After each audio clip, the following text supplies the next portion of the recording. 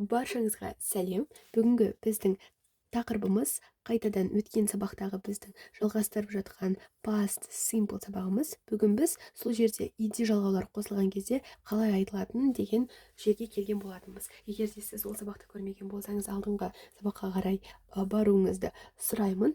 Ал бүгін біз сабағымызды жалғастырамыз. Соңына дейін көрсеңіздер, алдында айтқанымдай білімділерге арналған сыйлыққа ие бола аласыздар. Жалпы ed бұл жерде бізге тек қана олардың оқылуы емес, олардың қалай жазылатындығы емес, ауызша қалай айтылатындығы да маңызды, себебі біз про деңгейге, профессионалды деңгейге жеткіміз келеді. Егер де қараңыздар, біздің етістігіміз ди деген дыбыстарға немесе әріптерге аяқталатын болса, біз онда оларды қалай айтады екенбіз, онда ed деп оқылмайды, онда біз оны it деген сияқты етіп оқимыз. Мысалға, wanted деп оқымаймыз, көрдіңіздер ме? Wanted, hate, hated, lended,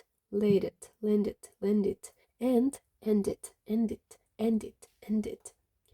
Ал егер де біздің етістігіміз кей және де s әріптеріне pf, gf деген сияқтыларға аяқталатын болса, онда біз оған едімізді жай ғана т деген секілді оқимыз. Мысалы, like,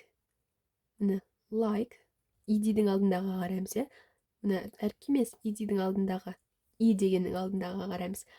Liked, watched. Бірден т істейміз ғой, яғни мысалы liked, loved, washed.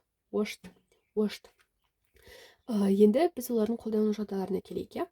Бұл жерде қараңыздар, үш ақ өзінің қолдану жағдайы бар. Біріншісі, белгілі бір факт немесе өткен шақта аяқталған іс туралы айтқан кезде. Біз бұл жерде слова маркерді қолданамыз, яғни маркер сөздерді. Yesterday, кеше, міне, сіздерге слова маркерімен де таныстырып жатырмын. Yesterday, ол кеше. 3 days ago дегеніміз ол бұрын дегенді білдіреді. Ago ол бұрын дегенді білдіреді. A long time ago, ұзақ уақыт бұрын, яғни давно бұрын. The other day, осы бір жақын күндерде.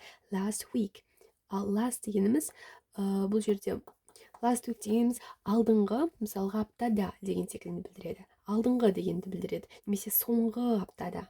Соңғы дегенде мысалы, мен оны осы last Friday дегеніміз осы аптаның бейсенбісі болса, мен оны алдыңғы аптаның жұмасы бар ғой, сол күні көрдім деген сөз. Ал in 2015 дегеніміз ол 2015 жылы, ал on Sunday бұл өткен шақтағы воскресеньеде at 5 p.m. Сағат 5 кешкісін. During the weekend демалған кезімізде дегенді білдіреді. Мысалға, we bought a new car last month. Біз өткен кезде бір машинаны сатып алдық. The construction of the Eiffel Tower started in 1887. Көрдіңіздер ғой, бұл бірінші жағдай.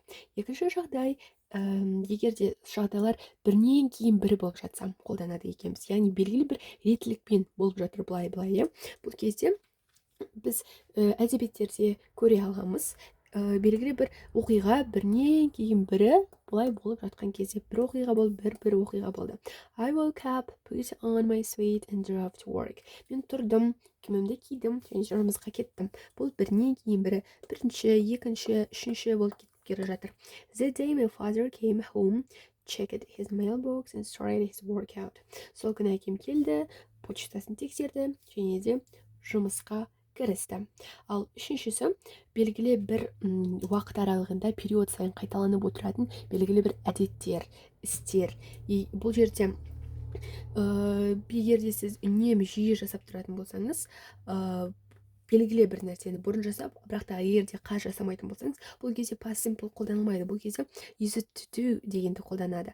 Бұны біз болашақта әлі айтатын боламыз, тек қана бізге тіркеліп алып, содан қапы қалмасаңыздар болғаны. Ал егер де біз әлі де қайталанып жатқан әрекеттер туралы айтқымыз келсе, өткен шақтағы және де біз әлі де жасаймыз мен сол кезде жасадым деп жай ғана дәл сол уақыт аралығында біз сол әрекет бізде болғанын айтқымыз келсе, бірақ ол әрекет бізде әлі де бар екенін айтқымыз келсе, онда past simple қолданылады. Always, often, sometimes, from time to time, уақыт өте деген секілді, иә. She always went skating on Fridays. Ол үнемі жұма күндері баратын сол жаққа, конькиге, иә. Жалпы бізде осындай үш түрі бар. Жалпы сіздерге сабақ ұнады деген ойдамын, өте қуаныштымын.